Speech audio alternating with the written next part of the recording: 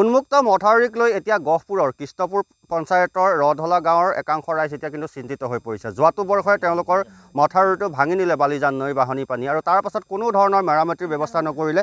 এতিয়াও উন্মুক্ত হৈ আছে আৰু যিহেতু এতিয়া বাৰিষাৰ সময় আৰু এই সময়ছোৱাটো উন্মুক্ত হৈ থকাক লৈ যথেষ্ট চিন্তিত হৈ পৰিছে সেইসকল ৰাইজ। কোনো ধৰণৰ ইয়াত মথাউৰিটো নিৰ্মাণৰ ক্ষেত্ৰত পুনৰ নিৰ্মাণৰ ক্ষেত্ৰত গুৰুত্ব প্ৰদান নকৰিলে বিভাগে। মই আপোনাৰ ওচৰলৈ আহিছোঁ, দেখিছোঁ এইটো এতিয়া উন্মুক্ত হৈ আছে, খালী হৈ আছে।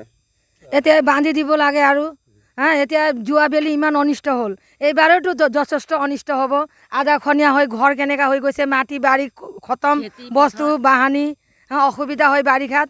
মুঠতে এইবাৰে আমালোকক বান্ধি দিব লাগে। আগত এতিয়া ইয়াত বান্ধিলে অকল নহ'ব, আগতো বান্ধিব লাগে। ফাৰ্ষ্টত আগত তাত বান্ধিহে তেতিয়া ইয়াত বান্ধিলে ৰক্ষা হ'ব।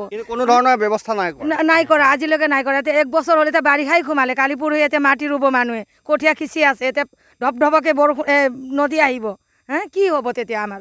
নিশ্চয় বাইদেউ, কেনেকুৱা সমস্যা হৈ আছে আপোনালোকৰ? এতিয়া কেনেকুৱা সমস্যা এয়া কৈছে আৰু ভনীয়ে আমাৰ পথাৰটো তেনেকুৱা হৈ আছে, এয়া গৰখনীয়া হৈ আছে আমাৰ। এতিয়া মথাউৰিটো বনাই নিদিয়ে? নাই, দিয়া নাই। হয়, মানে মথাউৰিবোৰ বনাই দিয়া নাই। এইফালে ৰাস্তাও বেয়া হৈ আছে আৰু বান্ধিছিলে ওপৰত, কিন্তু ভালকৈ বন্ধাই নাই তাত। তাৰ পৰা ভাঙি চিঙি ইয়াত আহিছে পানী। ইয়াতো ভাঙিলে? ইয়াতো ভাঙিলে। এতিয়া 2 জেগাতে বনাব লাগিব। 2 জেগা বনাই তাত ওপৰত বনাব লাগিব ভালকৈ, তেতিয়াহে ৰাখিব। বস্তা কেইটামান দি থৈছে ওপৰত। তাৰ পাছত কেনেকুৱা সমস্যা হ'ব? খেতি পথাৰ কেনেকুৱা সমস্যা হ'ব এতিয়া আপোনালোকৰ? খেতি পথাৰ বেয়া হ'ব আমাৰ, মানে যোৱা বছৰ তেনেকৈ বেয়া হ'ল, এবাৰো বেয়া হৈ যায়। দাদা কি ক'ব, যিহেতু আপোনালোক এই অঞ্চলৰ কৃষিজীৱী ৰাইজ, দেখিছোঁ মথাউৰিটো উন্মুক্ত হৈ আছে 2 জেগাত বুলি কৈছে, গতিকে এইসমূহ যদি এতিয়া বনাই নিদিয়ে আৰু কেইদিনমানৰ ভিতৰত, তেন্তে আপোনালোকে কৃষি কাৰ্য কৰিব নোৱাৰিব? নোৱাৰিম ছাৰ। তেতিয়া এতিয়া ক'ত বৰষুণ আহিলে বানপানী হৈ যাব, বানপানী হ'লে আমি আকৌ খেতি কৰিব নোৱাৰিম নহয়। এইটোৱে এতিয়া এইটো বনাই দিয়া বা কিবা তেনেকুৱা কৈছে নাই আপোনালোকক বিভাগৰ ফালৰ পৰা যে বনাই দিম বুলিতো কোৱা নাই এতিয়ালৈকে কোৱা নাই। নাই কোৱা। আমাক এতিয়া আমাৰ এইটো মাথাউৰিটোৱে ইমান অনিষ্ট কৰিছে, আমাক বালিজান নদীয়ে ইমান অশান্তি কৰে বাৰিষা সময়ত। ৰাস্তা পদূলি একটা ভাল নাই আমাৰ ইয়াত। একটা মানুহে একটা কিবা এটা পটককৈ বেমাৰ আজাৰ হৈ গ'লে এম্বুলেঞ্চ এখন অহা সুবিধা নাই।